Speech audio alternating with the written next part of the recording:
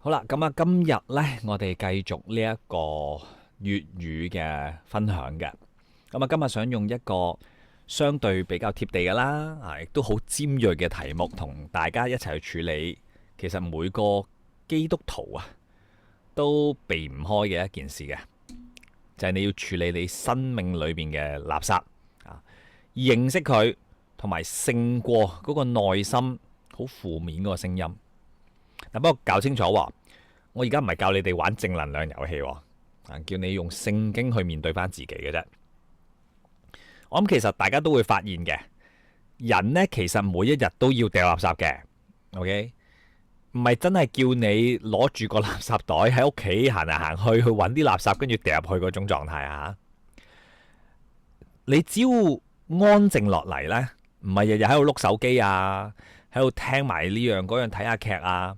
你只要一安靜，你總會發現嘅，你心裏邊其實係有把聲同你講緊嘢噶。嗰個唔係思覺失調啊，係好正常嘅狀態嚟噶。有時候呢，嗰啲聲音呢係提醒緊你噶，喺度引導緊你回轉啊。但係有時候呢，有得意嘅，有啲聲呢好似黑色嗰啲膠袋咁樣嘅，越堆越多。越堆越臭，最後呢，你發現呢係將你整個人包起嚟，令你係唞唔到氣嘅。咁啊，嗰個係乜嘢嚟嘅呢？嗰啲咁嘅黑色膠袋包住嗰啲咁嘅嘢，其實呢就係包括咗我哋人嘅羞恥感啦。例如，你會成日覺得，唉，我真係唔配咯，我做唔到呢度咯，係啊，我唔配啊，我冇資格噶，嗰個感覺好強烈嘅。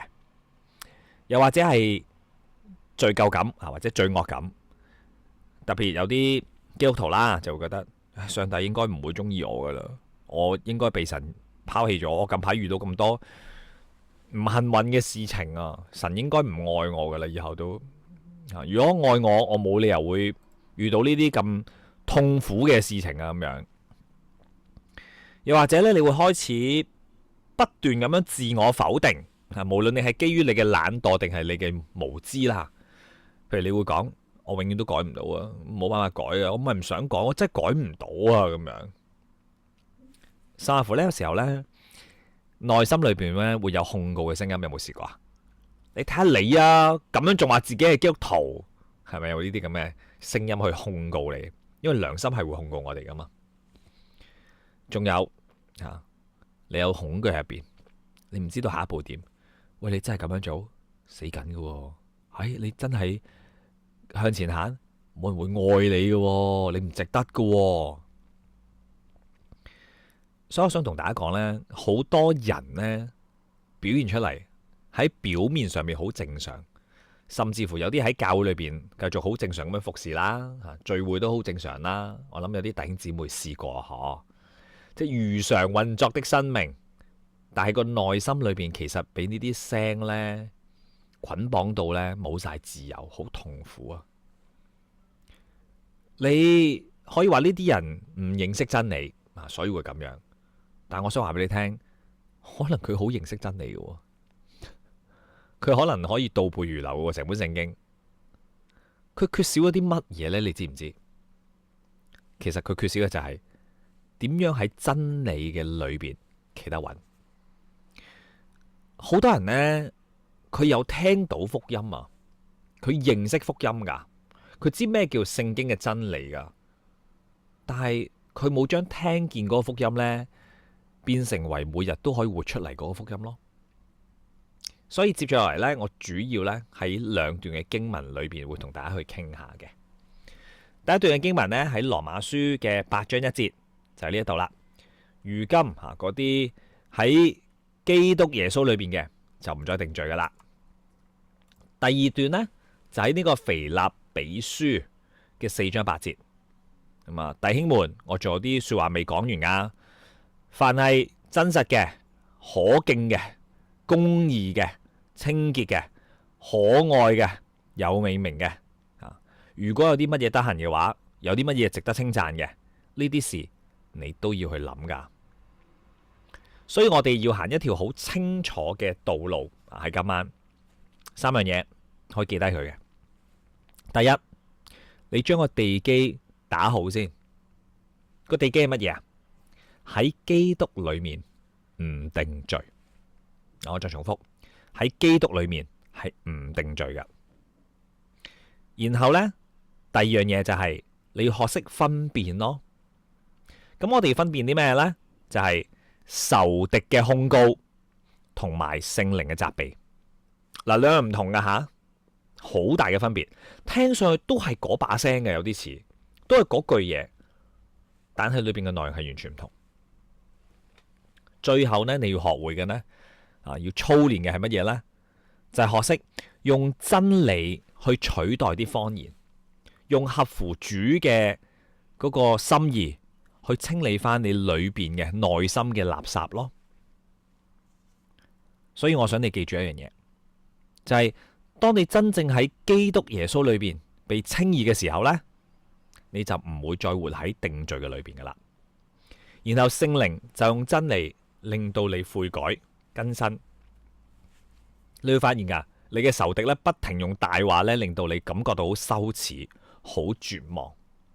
所以基督徒咧係不斷要以神嘅說話咧去更新我哋嘅思維噶，將控告啊嗰啲垃圾倒晒出去，再藉着真理福音嘅光咧去填滿翻我哋。喺而家呢個社會裏邊呢，我諗大家常常都活喺一個評論嘅當中啊，特別係而家呢個世代啦。其實以前都有嘅，不過以前科技冇咁發達，咁啊冇咁容易可以評論其他人，嗰個批判嗰個代價係大好多噶。最早期你要面對面啦，係嘛？個輿論要面對面，即係你見到人先可以傳噶嘛。你唔可能，你如果要一個人直接聽到你就喺佢面前講，咁嗰個代價好大嘅。而家因為有網上啊，咁啊人哋只要一上網，你只要求其見到張照片喺社交媒體講一啲嘢，好似唔係好需要好大嘅代價。你試下即係 send 張相出嚟，發張照片出嚟，喂，有人會 like 你嘅，好多個心心啊，俾個 like 你，你好開心。我呢張相影得靚，你會開始因為有好多個心心俾咗你，你會開始開心啊！你會認為多心心等於多人認同，等於靚。可能有啲人係習慣咗睇一睇或者支持你，就已經俾咗個心理呢。你唔會嘅，你會覺得幾多人認同我？問下自己啊，你發出嚟一張相，有10個人俾 like 俾讚好，100個人俾，1000個、1萬個、10萬個、50萬個人中意呢張相，請問你個頭像會唔會有機會轉呢？係咪好吸引啊？呢啲其實係會有影響噶。有人讚就自然有人踩你噶啦。會唔會佢踩你，你會覺得好受傷害？佢做乜話我啊？我有幾咁差啊？你做乜又要咁話我啊？你做一樣嘢，會有人肯定你，都自然會有人挑剔你噶。跟住啦，慢慢時間過去啦，我哋就好習慣咁樣將出邊嘅評論帶入去心裏邊，跟住心裏邊就變成一個24小時唔肯休息嘅評論區。最可怕係咩啊？最狠毒嘅、最唔留情面嗰個人呢，我同你講啊，往往唔係人哋啊，係你自己啊。你心裏邊呢，成日都會有把聲呢，好似喺度鬧鬼你呢，用最狠心嘅說話同你講，你好失敗啊！你好差啊！你好嘔心啊！你根本乜都唔配啊！知唔知點解而家咁多自殺率啦？就係因為佢哋聽到呢啲聲音咯。所以你唔需要有其他人嚟攻擊你噶，你已經可以將自己攻擊到體無完膚噶啦。嗱，你留意下，聖經呢，從來冇將人嘅內心嗰啲說話呢當做中立噶。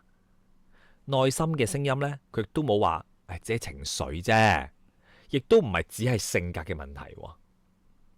聖經清楚俾我哋見到一個屬靈嘅現況係乜嘢呢？有從神而嚟嘅光照啦、責備啦、引導啦，係嘛？呢個係內心嘅聲音，亦都會有從仇敵而嚟嘅控告啦、迷惑啦、大話啦，仲有呢，同我哋自己有關嘅，我哋個人嘅情慾啊、私慾啊、罪性殘留落嚟嘅嘢啊，將啲大話合理化，將罪惡美化咗佢，仲有啊，將恩典淡化咗佢添啊！嗱，我再次講啦，我今日唔係教你哋咩叫正能量啊，我都唔會教你咩叫自我接納噶吓，我係要你哋翻返去神嘅說話裏邊，所以我要問你一個好根本嘅問題：喺你心裏邊嘅呢把聲呢，究竟要將你帶去基督嗰度啊，定係將你帶離開基督呢？我哋嚟睇下聖經裏邊係講啲咩好嘛？不過呢度呢，我就唔多去逐頁揭啦，因為都長嘅。我大約咁樣講一下少少嘢俾你啦。咁我最近自己咧重新喺度睇緊羅馬書啊。嗱，羅馬書呢，其實呢8章1節呢句說話呢，好似有個炸彈咁樣嘅。我哋先嚟解構一下羅馬書嘅脈絡啊，好快咁樣當導讀啦。保羅寫呢個羅馬書呢，唔係隨便寫嘅，佢係呢，亦都唔係寫嗰啲咩靈修短句啊、金莫方荒漠金泉啊，我想講金莫方泉添，荒漠金泉啊、心靈雞湯啊，佢唔係玩呢啲噶，佢係將福音嗰個骨架呢，一節一節咁樣搭起上嚟噶。喺第一章呢，佢講到呢關於外邦人嘅罪啊，大家有冇睇過啊？如果你有留意呢，你會見到佢點樣話啲外邦人嘅問題係嘛？好多人嘅事情啊，嗰個敵擋神啊，明明知道啊，佢唔將神榮耀佢，亦都唔感謝佢嗰啲問題，全部講晒出嚟。明明知道神，但唔榮耀佢。好啦，去到第二章啦，第二章係咩啊？開始講緊猶太人嘅罪咯，係嘛？唔好諗住啊，我係以色列，我係猶太人，我冇事啊。唔係啊，神會照住個人嘅行為報應噶。點解猶太人有罪啊？有律法，但冇行出嚟咯。佢哋只係表面遵行律法，冇從心裏邊去遵行神嘅律法咯。去到第三章，哇！呢個真係恐怖。呢度第三章講乜嘢啊？佢話呢，世人都犯咗罪啊，都係虧缺咗神嘅榮耀噶，冇義人噶，一個都冇人。冇人係真正係榮耀緊神噶，冇人係靠行律法係可以喺神嘅面前稱義嘅，見唔見到啊？全部都係咁噶，咁所以呢，保羅就話啦，點算啊？玩完噶咯，冇人稱到義噶咯，所以後邊3至到5節呢，你就會開始見到一直喺度話緊俾我哋聽，原來真真正正嘅稱義呢，得着嘅呢，係靠信，唔係靠自己，係因為基督嗰個救贖咯。呢個就係3至到5章裏邊好重要嘅內容。跟住去到第6章啦，呢個羅馬書嘅第6章啦。第6章講咩啊？喂，咁既然稱義咗咯，你點睇罪啊？你而家，因為你稱義咗，你個身份唔同咗啊嘛。今日嘅人呢，係教我哋呢，做得好呢，就代表你個身份，唔係嘅，聖經唔係咁教。你係因為你嘅身份，所以你嘅性情、你嘅一切改變咗，身份改變你嘅現實，唔係你嘅做嘅事情行為改變咗你嘅身份。我想問啊，如果你唔係富豪個仔，OK， 或者你唔係嗰個即係地位身份嘅，你會唔會做一啲好事之後，你突然間可以入咗嗰個富豪嘅屋企，啲工人會當你主人睇，會唔會啊？唔會啊，嗬。但係調翻轉呢，你係富豪個仔，無論你做乜嘢都係富豪個仔。只不過如果你做得唔好，可能你老豆嬲咗你，將你逐出家門，係咪？你做得好嘅，佢好欣賞嘅，跟住你啲家僕啊嗰啲呢，全部呢都好感恩、好開心，因為有個咁好嘅主人喺度。係點解？因為你嘅身份。所以喺第6章講緊咩呢？你點樣睇罪呢？答案就係我哋要向罪死，向神去活咯。呢個就係佢講俾我哋聽嘅內容啦。然後呢，就去到第7章啦。哎呀，第7章就死得啦！唉，玩完啦，玩完啦，玩完啦，係嘛？佢將我哋基督徒真實嗰個掙扎講出嚟啊！你見唔見到佢講咩？立志由善呢就由得我，但係呢，唉，真係行出嚟呢，我真係行唔到咯。點解啊？因為我所做嘅我自己唔明白，我願意嘅我又唔肯做，我恨惡嘅我去做啊，好痛苦啊！嗬，所以好多人一讀到第七章呢，好似世界末日咁噶。係啊，我就係咁樣噶啦，我就係被困住啊！喂，大佬，佢唔喺第七章停咗喺度噶嘛，係嘛？你淨係讀到第七章，特別到第廿節，真係你玩完啦。跟住廿一節仲要話俾你聽，我入邊有個律添啊，大佬同我喺度拗交啊，搞唔掂啊成件事。跟住讀埋廿四節，哎呀，我真係苦啊！誰能救我脫離這取死嘅身體呢？佢唔係咁講噶，佢點啊？廿五節，感謝神啊，靠住我哋嘅主耶穌基督可以脫離。咁樣睇嚟，我以內心順服神嘅律，我肉體順服咗罪嘅律。所以第八節係咪第八章第一節一嚟呢，就好似個炸彈掉落嚟咁啦。如今係嘛，炸開晒嗰啲嘢，嗰啲喺基督耶穌裏邊嘅就唔定罪啦。弟兄姊妹，我想同你哋講咧，呢一句唔係一句安慰嘅語錄，呢句係保羅將整卷福音嘅力量壓縮成為一句嘅宣告嚟噶。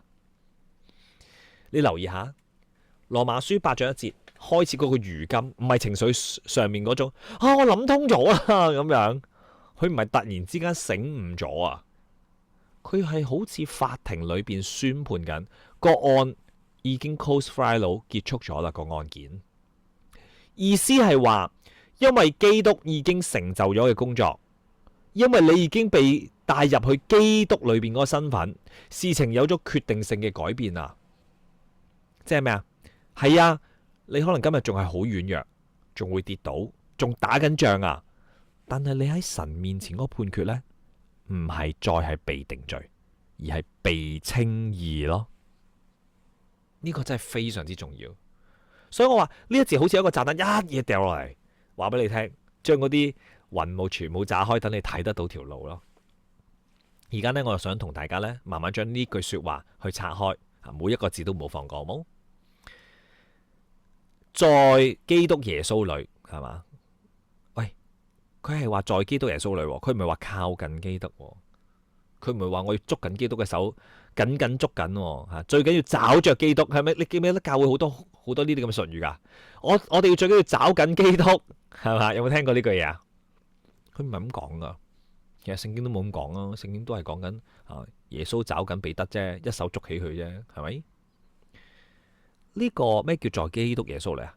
佢係被放入基督裏邊噶，所以當佢講喺基督耶穌裏邊的呢個就係整個新約最核心嘅救恩嘅言語嘅其中一句，在基督裏，唔係講緊我中意基督，我認同基督，我努力跟隨基督，而係神將你同基督聯合，令到基督成為咗你嘅代表，你嘅元首，呢個係你新嘅身份嚟噶。所以羅馬書第6章講咩啊？我哋同佢同死、同埋葬、同復活。喺哥林多後書呢，呢個5章17節呢，又咁樣講。佢話如果有人喺基督裏邊啦，咁佢就係新造嘅人啦，舊事都過噶啦，都變成新噶啦，係咪？仲有你睇下喺以弗所書第1章裏邊呢，其實呢，反覆都係講緊呢個理論嘅，你有冇留意到啊？佢講啲咩呢？佢不斷講緊俾我哋聽呢，喺佢嘅裏邊，喺父神嘅裏邊，喺基督嘅裏邊，係嘛？見唔見啊？喺基督裏邊揀選我。其實呢度係講好多關於揀選論嘅嘢。父睇見兒子，亦都睇見喺子裏邊嘅人。呢度你見到啦，佢不停喺度講緊呢樣嘢啦。子所得到嘅名分、生命、產業，都成為屬於佢嘅人嗰個份。所以弟兄姊妹，當你明白呢個嘅時候，就會明白你同神嘅關係唔係建立喺你今日做啲乜嘢、表現點樣，而係建立喺基督佢成就咗啲乜嘢喺你身上。呢個先係我哋嘅身份，先係我哋嘅定位咯。所以呢，講翻去呢一個羅馬書嘅8章1節嘅裏邊，嗰個關於喺基督裏邊唔再定罪嗰個定罪係咩意思呢？唔係講緊你俾人鬧啊，大佬，我再講多次，呢個係法庭嘅用語，宣判有罪、判刑同埋處罰嘅意思，嗰個定罪。所以羅馬書嘅意思係咩啊？對於喺基督裏邊嘅人，神唔再以審判官嘅身份宣判你應該受到刑罰。嗱，你要分清楚，神仍然會管教佢嘅兒女啊嘛。希伯來書有講過嘅，主所愛嘅佢一定管教，佢唔管你，你係大鑊噶啦。你真係諗清楚，你係咪佢嘅兒女？但係管教係父親嘅手，定罪係法官嗰個錘啊，唔同噶。管教嘅目的係令你得到益處，結出平安嘅義果；定罪嘅目的係刑罰同埋滅亡。其實呢，今日有好多基督徒呢，有一個好錯謬嘅思維噶。一旦做錯嘢啊，或者遇到啲災害啊，或者唔好啊、唔順利啊，就即刻將父親嗰個管教誤解讀成為係法官嘅定罪咯。結果點啊？你見到嗰啲弟兄姊妹唔係悔改噶，係逃避咯；唔係翻屋企噶，係匿埋咯。佢唔係更加愛主啊，佢更加驚主啊。呢個咪啱啱好正中下懷咯。呢個就係仇敵嘅陷阱啦。嗱，可能有人問啦，喂，神點解可以唔定罪噶？神唔係公義嘅咩？神唔係恨惡罪嘅咩？我哋再講一次，神冇放過罪，神係將罪同埋結果放咗喺基督嘅身上。所以以賽亞書第53章講乜嘢呢？佢就話啦，耶和華呢，就令到眾人嘅罪孽都係歸喺佢嘅身上嘅。你見唔見到啊？係嘛？佢受鞭打，受即係受鞭傷啊，受痛苦啊。點解呢？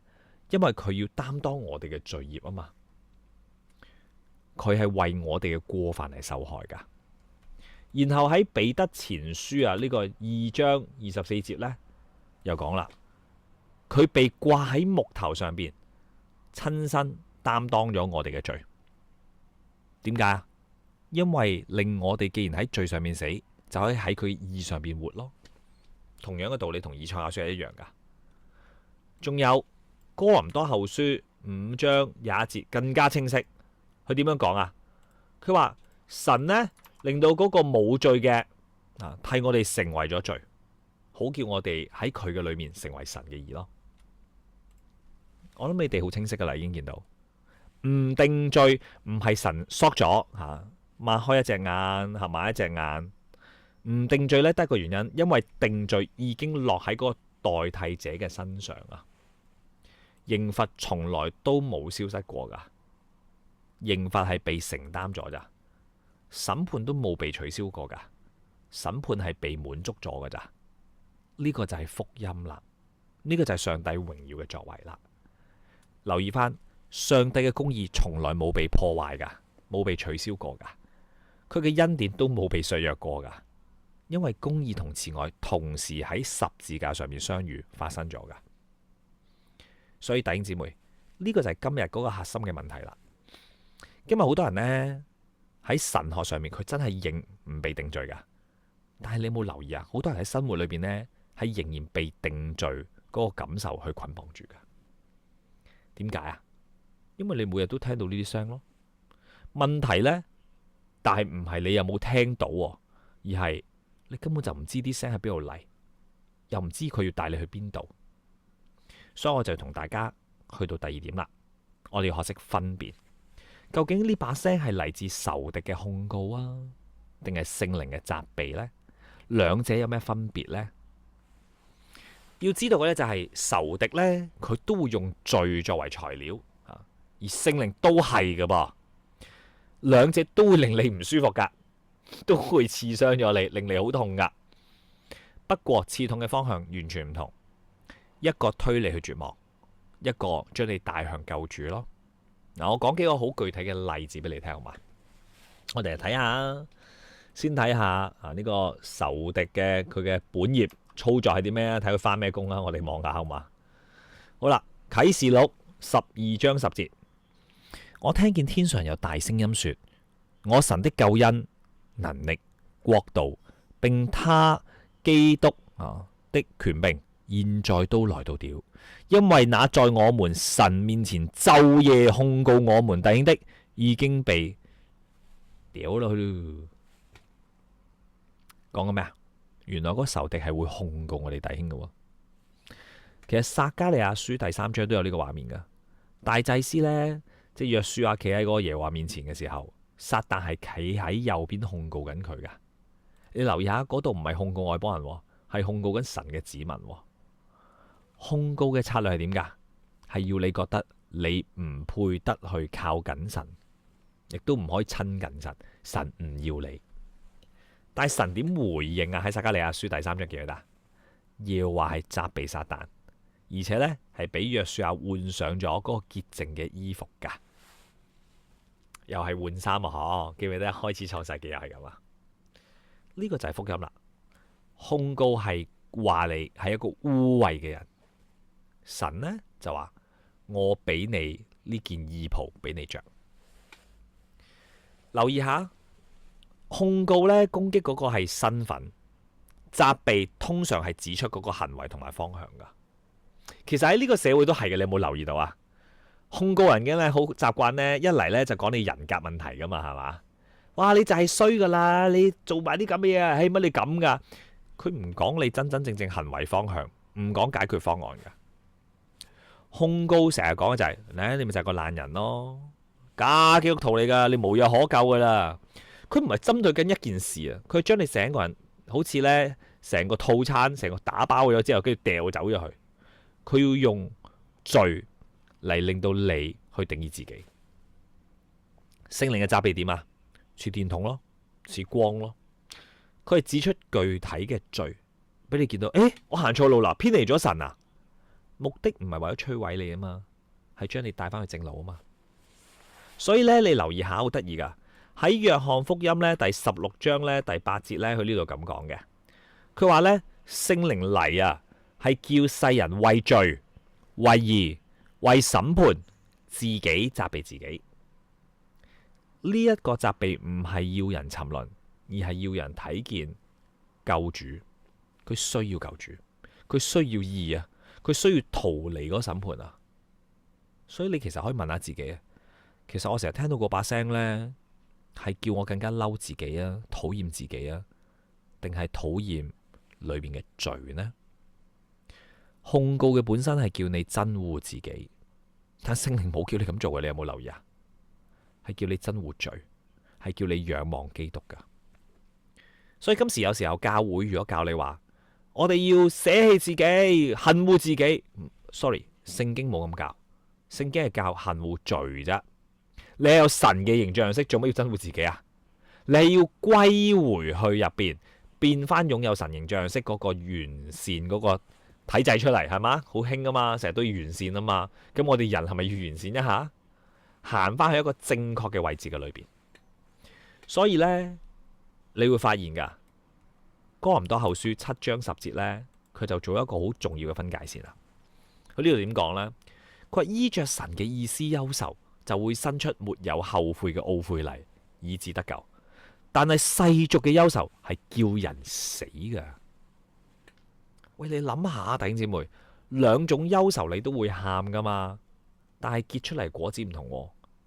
世界俾你嘅憂愁係越喊就越痛苦，越諗就越想死，最後覺得自己玩完咗啦。依住神嘅憂愁呢，你喊完之後，你會好想翻返去神嘅面前，好想認罪，好想求神潔淨你，想重新有力量去順服神噶，係咪好唔同啊？所以你再次問下自己啊，呢把聲係令我更加想逃避神啊，定係更加想奔向神嘅？控告一定叫你離開噶啦，聖靈呢係叫你翻屋企。控告呢好中意用3種嘅方式去講嘢噶，我同你哋拆解一下，俾你哋知道控告係點玩噶，好冇？第一，佢永遠用模糊嘅詞彙。其實呢啲嘢呢，我再次講，無論係內心嘅聲音，定係世界裏面有人同你講嘢呢，如果佢係惡意嘅呢，佢都係咁樣噶。我哋下次係分辨一下就知噶啦。第一，模糊，你總係咁噶，你永遠都係咁噶，你就係咁噶。有冇留意過啊？死啦，係咪自己都曾經講過人哋咁啊？唔緊要，改啊。第二，佢控告呢，好中意誇大事實噶。佢唔係完全假噶，佢誇大咯。唉，你今次跌倒咗啦，神一定唔要你噶。你呢件事做唔好，你以後乜都做唔好噶啦，係咪？佢會將啲嘢誇大嘅。第三個手段呢個犀利啦，佢會將啲相對嘅嘢絕對化咗。你冇得救噶啦，你改唔到噶啦，你玩完噶啦，你一世都係咁啊，你一係就係咁噶啦。所以係模糊、誇大同埋絕對化。聖靈嘅責備呢，佢唔會否定福音嘅事實嘅，佢會俾你見到罪嘅嚴重性。不過佢同時會將你帶翻去赦罪嘅道理裏邊咯。記唔記得呢個約翰一書1章9節點講啊？我哋如果願意認自己嘅罪嘅話，神係信實噶，係公義噶，一定會赦免我哋嘅罪，洗淨我哋一切嘅不義。留意呢下，呢句說話唔係俾個完美嘅人噶，係俾認罪嘅人噶。所以弟兄姊妹，當你被某種聲音壓到唞唔到氣嘅時候，其實你要即刻做一件事，唔好淨係問我覺得啱唔啱呢件事。呢件事究竟係應唔應該呢？係咪好多人成日都問我想知道呢件事我可唔可以做啊？我應唔應該咁樣做啊？唔係，而係要問，請問我聽到呢把聲合唔合乎真理噶？有冇真理嘅依據噶？我想講俾人聽或者自己想用嘅時候啱唔啱先？你唔好隨口噏俾自己聽都唔得。好啦，或者有人嚟到呢度就一問啦，我明啦，我知道控告唔啱嘅，咁我要知道要諗啲好嘢啦，係咪？但問題係我個腦停唔到來啊嘛，我一安靜呢啲垃圾就自己浮出嚟噶啦，咁點算啊？有冇試過啊？好困擾噶嘛，明明想諗下上帝嘅，一坐低又諗晒唔開心嘅嘢，所以就嚟到今日另一段嘅經文度啦。腓立比書嘅4章8節，神唔係淨係叫你唔好諗垃圾，神係教你用乜嘢嚟諗嘢，然之後用乜嘢將垃圾去改變咗。或者應該咁講啦，用乜嘢嚟取替嗰啲垃圾嘅位置？垃圾而家霸咗呢個位啊嘛，攞走佢先啦。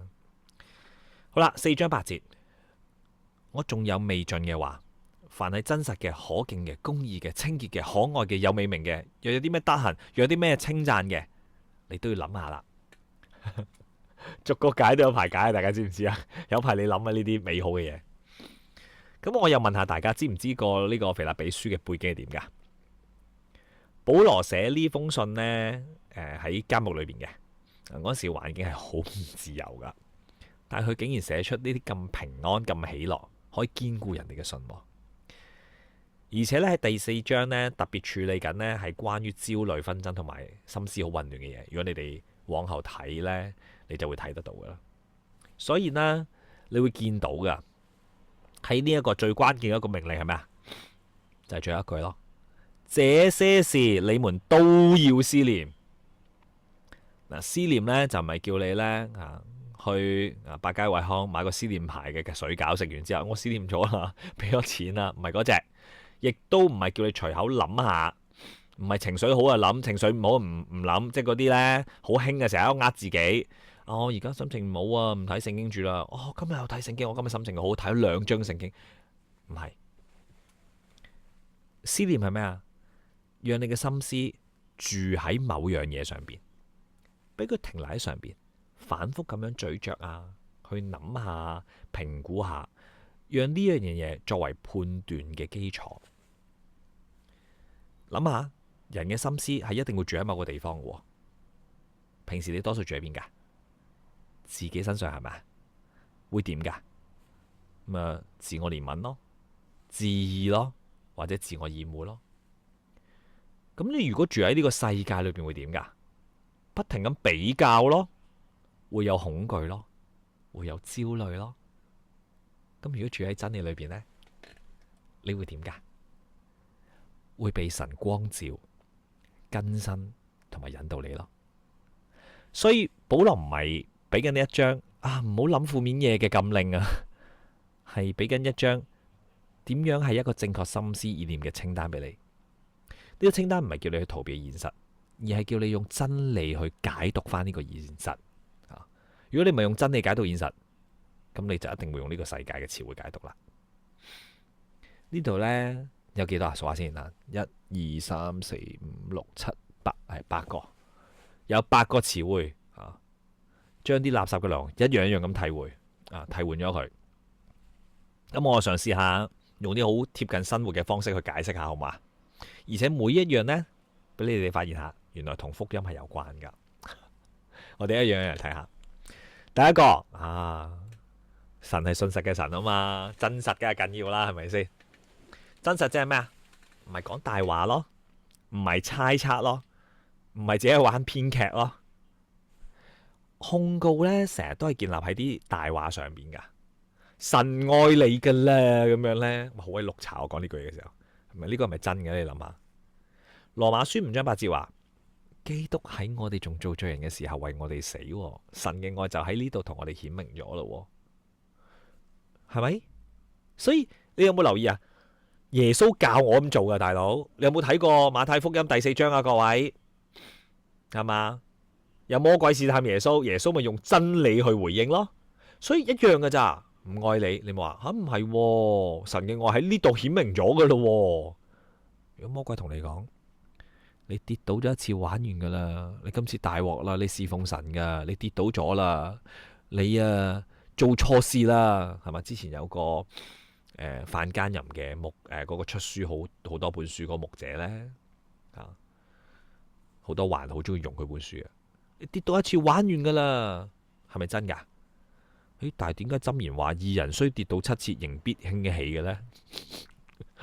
係嘛？神要興起佢，你可以講啲咩呢？請問，真正嘅真實係神已經講過嘅真實，唔係其他控告嘅聲音。記住呢樣嘢。好啦，第二個詞彙啦，可敬的。哇，邊個可敬啊？諗到個名啊，有冇畫面啊？唔好即刻答耶穌啦，咁樣咁佢梗係可敬啦。你咁樣講冇得講噶啦。可敬嘅意思就係配得尊重啦，有份量啦，唔係輕浮啦。你有冇留意好多垃圾思想都好輕浮噶？一句說話定你生死啊，大佬！可敬嘅意思係喺神嘅面前係有份量噶，有聖潔嘅莊重噶。你唔係活喺嗰啲短評當中噶，你係活喺神嘅面前噶。所以嗰啲對你嘅評論重要咩？佢隨便噏一句嘅啫嘛，你冇用嘅咧，咁樣咁樣咪算咯，你都唔使理佢，係咪？第3，公義嘅。咩叫公義啊？合乎神嘅標準咯，唔以偏概全咯。控告一定唔公義噶。控告嘅習慣就係佢捉住你其中一個失敗點就肯定咗，或者唔係肯定，係否定咗你整個人生同埋你個身份噶。但係神嘅公義點樣睇你呢？如果你喺基督裏邊，神就冇可能睇你一時嘅表現，而係睇緊你喺代表者裏邊嗰個地位。嗱，我必須要提一提，呢個唔係放縱，而係將你放翻正確嘅法庭嘅位置。基督係我哋嘅義嚟噶，呢個叫公義咯。所以呢，我成日都唔明啊，啲人呢點解咧搞政治立場就要嗌一嗌口叫行公義、好憐憫、存謙卑的心？佢個公義點啊？你同我講一講啊？點啊？你放翻喺基督嘅位置裏邊啊？唔係啊嘛，係嘛？你嗰係放翻一個政治立場嘅位置，唔係基督嘅位置。行公義必定係基督嘅位置，唔係你嘅位置。而你嘅位置只不過係因着基督而得着呢個位份。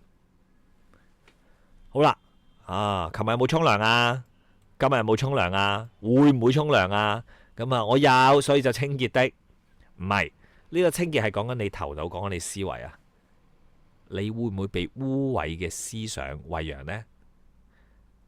你有冇留意呢？有好多垃圾其實係我哋自己餵大噶。你中唔中意呢？係咁碌 Facebook 啊，嗰啲短片啊，咩睇下抖音啊，睇下啲 YouTube 啲短片啊，咩10個你不知道的事情嗰啲呢？我告訴你家庭最大的秘密啊，或者話俾你聽，哎呀，即係多過潛旁身，仲好過相信啲親人。你有冇睇呢啲嘢噶？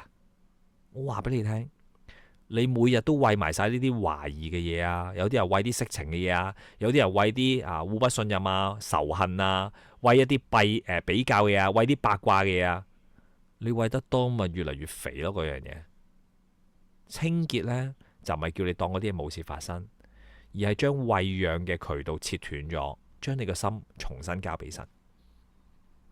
我好感恩，我真係唔係好中意睇電視，我唔係好中意睇娛樂嘢嘅，唔係我叻，係神對我呢個軟弱嘅人保守啫。我真係對呢啲冇興趣，所以我冇辦法俾嗰啲嘢餵到我噶。如果你經常睇無，即係有你同自己講，我都係睇下啫，係咪？即係有啲人成日會問噶嘛，基督徒係咪唔可以睇戲啊？基督徒係咪唔可以睇電視啊？你答咗佢一定死噶，你話可以佢就不停睇噶啦嘛，係咪？你話唔可以，你話唔可以，聖經邊度話唔可以啊？咁樣，但係你點解要係咁餵嗰啲？即係基督徒可唔可以食薯片？你同我講，但你可唔可以淨係食薯片唔食飯？唔食啲健康嘅蔬菜，日日食薯片當糧食啊？唔得噶嘛！你餵得多，你鹽分過高、油分過高、糖分過高，你一定出事三高噶，一樣道理噶咋？唔係問可唔可以，係你個心有冇交俾上帝？哇！呢個女仔真係可愛，哇！呢個男仔好得意啊，所以我哋要可愛，但係我唔可愛咯，我人老珠黃啊，點算啊？可愛呢？你留意下聖經形容緊啲乜嘢先？唔係話你個樣生成點，把聲甜唔甜，係講緊呢。呢個人有冇去幫助人哋，令到人哋行向善嘅方向，即係神嘅心意方向？有冇邁向恩典嘅方向？有冇唔令到人扭曲嘅，即係正直嘅？呢個叫可愛啊！可愛唔係甜言蜜語啊，而係嗰種令你更加似神所喜悅嘅樣式嘅事，例如神嘅慈愛啦，佢嘅信實啦，佢嘅恩典啦，基督嗰個溫柔同埋謙卑啦，同埋十字架嘅榮耀，呢啲都係可愛嘅嘢，唔係叫你做，唔好搞錯咗。由頭到尾記唔記得最尾嗰句寫咩啊？你要思念呢啲嘢咯，要諗啊，諗多啲呢啲嘢啊。好啦，下一個有美名嘅，即係嗰啲值得稱讚嘅，唔係散播啲苦毒嘅啲毒氣嗰啲呢。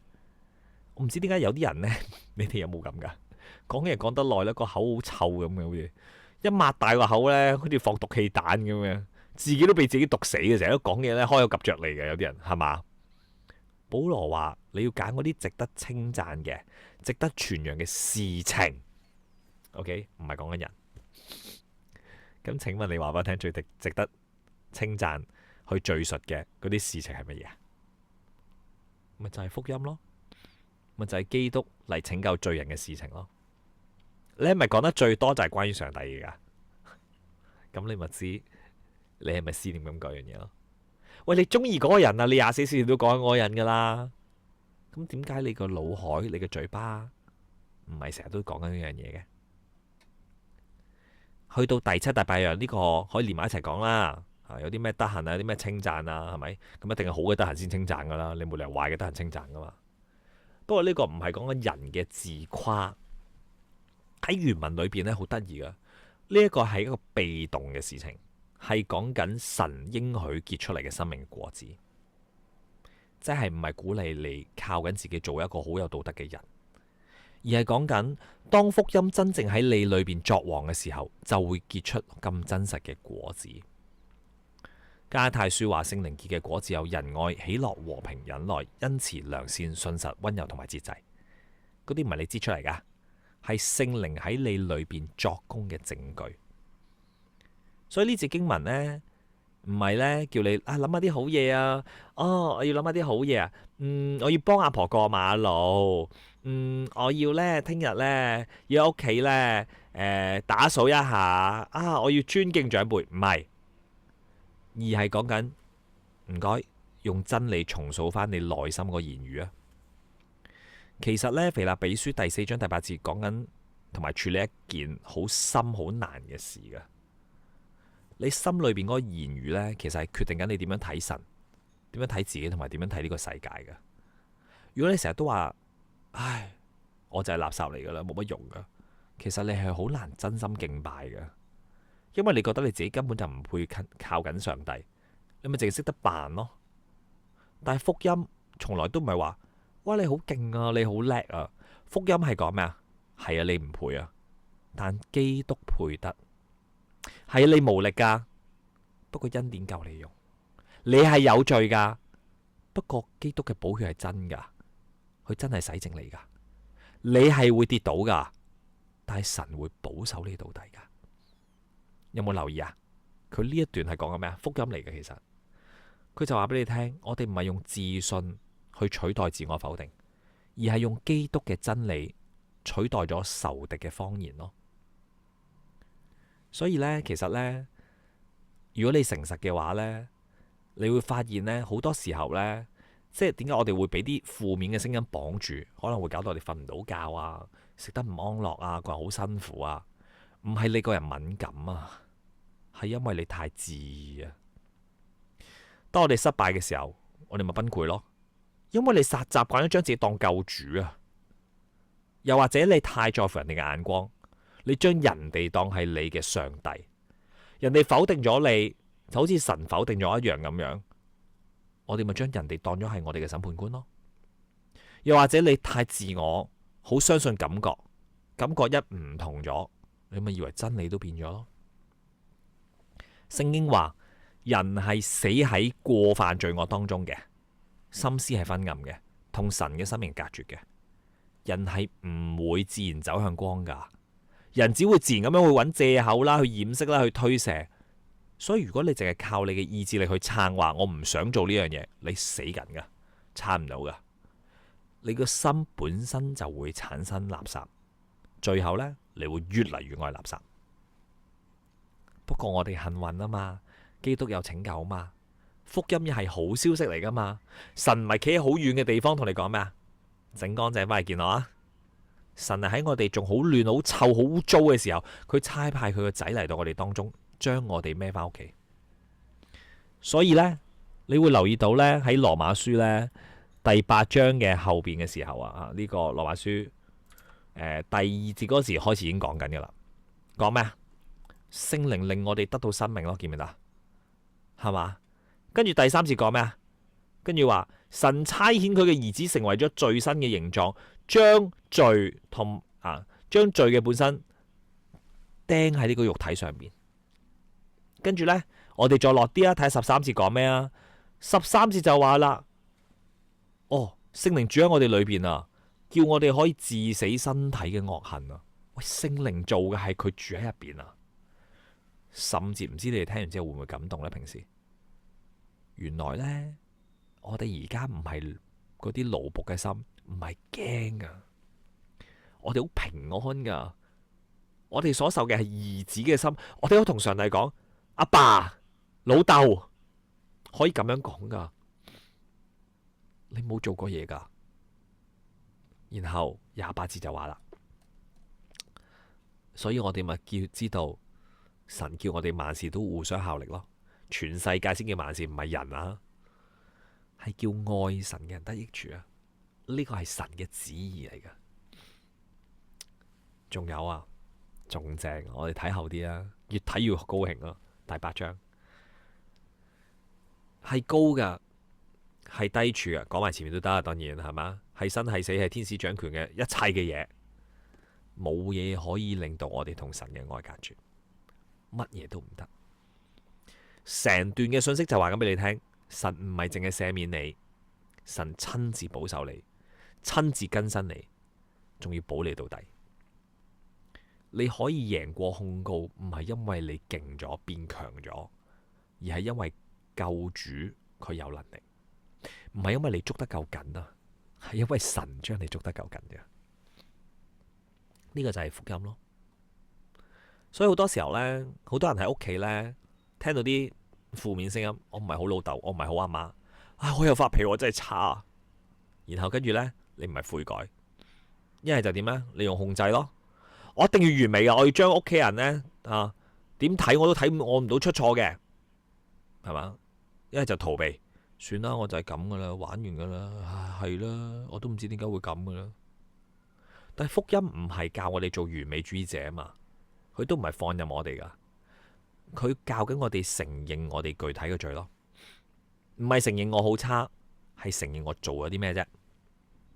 OK， 我同你哋再講多次，各位弟兄姊妹，如果你哋悔改嘅時候，唔好話我真係一個衰人，冇意思嘅呢句說話，而係具體講，我做咗呢件事情，我傷害咗邊個，得咗啲乜嘢結果，我清楚知道錯咗啦。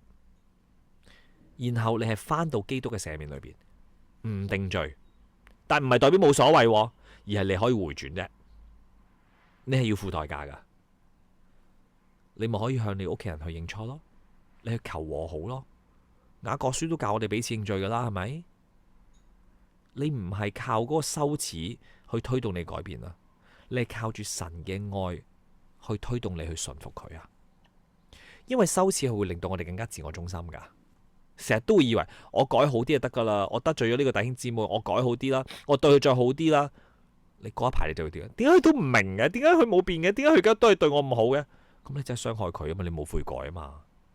你要悔改唔難噶，恩典係叫你咩啊？你係有力量，不過力量唔足夠啫。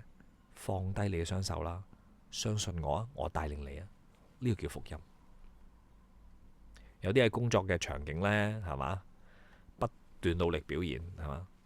咁喺老細面前靠業績啊去表現，咁佢咪可以升職加薪啊？等公司啲同事認可佢啊，特別佢中意個女同事嗰啲係嘛？或者個老闆俾佢一個好好嘅位置。一旦做唔到或者失敗咗一次，會唔會好驚啊？梗係會啦，會覺得自己可能會俾人睇低，以後都其實坐唔翻呢個位，會覺得冇價值，玩完啦。咁跟住你點做啊？冇，唯有係咁拼搏咯，係咁補償咯，甚至乎你不斷用工作嗰個成就去換取你嘅存在感咯。我成日都話工作係應該盡力嘅，我唔認同嗰啲工作求求其其玩60分嘅人噶。但係你要明白，你嘅努力唔係將佢成為你嘅救主咯。你要明白係你要將翻你嘅工作嘅成就嗰個身份嘅基礎放翻喺只不過係一個呼召嘅場所裏邊嘅啫，係主叫你喺嗰度暫時去工作，佢唔係主啊，唔係你今日交咗幾多份報告，而係因為你喺基督裏邊，所以你被接納咯。所以你可以好誠實咁樣喺工作裏邊錯咗嘅時候去承認錯，唔係話我深表抱歉，暫時唔做下呢樣嘢，唔係修改一下個流程，唔係啊，你唔需要用恐懼喺度死撐噶。箴言講咗俾我哋聽，義人係坦然無懼噶，坦然唔係自信，而係喺神嘅面前企得穩。好多人呢，跌倒咗之後，一定會同我講，我需要休息啊，我暫時唔嚟聚會啊。我聽得好多，我諗好多教會嘅教牧同工都成日聽到呢句嘢。我覺得我唔配啊，我唔想影響你啊。我話俾你聽，全部都係大話嚟嘅，又驕傲又自大又自卑又無能為力，又想話俾自己聽我仲有能力做得翻我先快，你以後都唔會翻嚟。點解呢？因為你冇信過上帝。有時候呢，我想講呢，嗰啲唔係謙卑啊，嗰啲係你自己親手俾控告者進入你嘅屋企住喺度啊。福音唔係叫你犯罪之後遠離咗光啊嘛，係叫你犯罪之後快啲翻入個光裏邊啊嘛。如果你真係要停，可以停某啲服侍都得噶，做咩要停咗聚會呢？你唔可以暫停悔改噶嘛，你唔可以暫停親近神噶嘛，你唔可以暫停喺真理裏邊被人指責同埋牧養噶嘛，除非你只想做自己嘅神啦。教會唔係一個完美嘅人嘅展覽館啊，係蒙恩罪人嘅醫院啊。你帶住傷嚟，唔係要嚟做主人噶，係求醫生用真理嚟包紮你。你唔係避開個傷，等個傷口發炎噶嘛。所以好多時候呢，我會同大家講，好多時候呢，你唔好淨係話嗰啲唔開心啊，好難受啊，就咁一句好模糊咁樣。我今日好唔開心，我今日好唔舒服啊。我一般都會問你，可唔可以話俾我聽你邊度唔舒服？寫出嚟啊！我聽過唔少噶。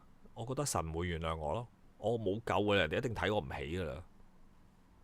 試下唔好成袋垃圾掉啊！我好贊成嗰啲分類噶吓，所以大家學下環保好嘛？屬靈的環保，麻煩你將你嘅垃圾唔好一袋過裏邊，可能仲有啲寶藏呢。琴日嗰隻手鐲都掉埋去，你真係蠢噶啦會。咁唔該，拆翻開個垃圾袋，唔係屋企嗰個，係你心裏邊嗰個，打翻開。寫明神點解唔原諒你？你解釋俾我聽，不如你要講得出，要揾證據。你唔好諗住自己控告自己冇所謂喎，唔得，控告本身係錯嘅。你控告得就要提供證據，否則你係褻瀆噶。如果你話神唔會原諒你，咁係咪代表你本身係喜愛褻瀆神啊？如果唔係，請你清晰講自己問題。然後我冇得救嗰啲，點解冇得救啊？邊個話俾你聽冇得救噶？好簡單嘅咋，你問翻嗰啲聲音有冇真理嘅根據？攞翻羅馬書8章1節放喺前面咯，在基督裏就不定罪啦。呢個神唔原諒我啊嘛，唔係，但係聖經話基督裏邊唔定罪嘅。唉，但我唔喺基督裏邊呢，你咪攞翻出嚟咯。1章9節約翰一書記唔記得啊？認罪咪得咯，係嘛？神係信實係公義，一定會赦免我嘅罪，洗淨我一切嘅不義噶嘛。仲有詩篇103篇講咩啊？佢唔按照我哋嘅罪嚟去對待我哋噶嘛。希伯來書第4章頭先講咗啦，講咩啊？我哋可以坦然無懼嚟到施恩寶座前嘅。我同你哋分享嘅係乜嘢啊？請你將聖經嘅經文成為咗審核嘅機制，唔係將情緒成為審核嘅機制。呢個係好重要噶。譬如啊，嗰包垃圾寫住你唔配，咁真理點同你講啊？係啊，你真係唔配，但係基督配。我被接納係因為基督，唔係因為我咯。嗰包垃圾上面寫住標籤啊，我玩完啦。咁真理點講啊？係啊，我跌倒啊，但神叫我回轉啊。佢開始咗嘅善功，佢一定會成全噶。嗰包垃圾上面寫住神要我啦，佢話要我死啊，係咪？叫我搞掂我自己啊。真理講咩啊？冇嘢可以令到我同神嘅愛隔絕。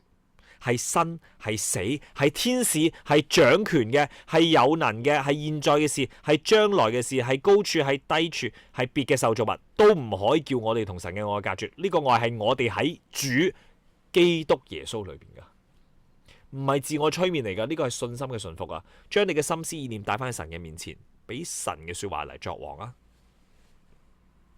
呢個先係聖經嘅教導。所以弟兄姊妹，我最後將今日嘅信息再收翻喺最核心嘅一點裏邊，仲記唔記得羅馬書第8章第1節講咩啊？如今嗰啲喺基督耶穌裏邊嘅就唔定罪啦。呢句說話唔係用嚟俾你放鬆去犯罪噶，呢句說話係用嚟俾你有路可以悔改噶，因為你已經知道啦，你翻到父神嘅面前唔係面對滅亡噶，而係面對赦免嘅恩典噶。你唔係面對嗰個棄絕嘅狀態，係面對神對你嘅擁抱。記唔記得嗰個浪子回頭啊？所以如果你一直都係被羞恥同埋控告捆綁嘅話，我邀請你唔好再用逃避嚟保護自己。你需要嘅係救主，唔係遮羞布啊！將你心裏面嗰句最黑暗嘅說話帶翻去光嘅裏邊，帶翻去基督嘅面前。如果你習慣咗用我要更加努力嚟對抗罪惡感呢，我希望你停一停。你唔係要更加努力證明自己，你要嘅係更加相信基督已經為你完成咗嘅事情。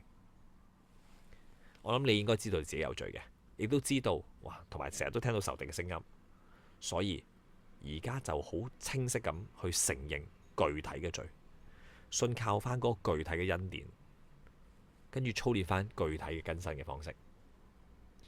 我再次講，福音唔係話你冇問題噶，福音係話係啊，你問題好深啊，但係救恩係更加長闊高深噶。你內心好多垃圾嘅，但係十字架嘅大能係更加大噶。你控告係好嘈噶，但係主嘅宣告係更加響亮。在基督耶穌裏就不定罪了。聽得清楚？唔再定罪噶啦。但願主耶穌叫我哋唔好再俾嗰啲大話去擺嚟擺去，而係幫助我哋係俾真理去帶領。你唔使再靠啲羞恥感啊，嗰啲虛偽嘅嘢啊，靠呢個世界啊，睇下呢啲片，睇下嗰啲片，等我自己心情好啲，睇下啲笑片，等自己心理安慰啲。假嗰啲，你睇得再開心都冇用啊！悶，我真係未見過一個基督徒喺度查考聖經話俾自己聽悶噶。無聊。你試下學我喺度研經啊，去順服於神啊，去聆聽去思考上帝嘅説話。你要發現呢，48個鐘頭一日俾你都唔夠瞓啊，都唔夠活啊，唔係瞓啊，大佬唔夠用啊。點解啊？恩典好多，享之不盡。學習翻活喺天父嘅家裏邊，仰望翻基督，靠緊翻聖靈，行翻嗰條成聖嘅道路，直到我哋見主面，好嘛？今日嘅分享嚟到咁多先。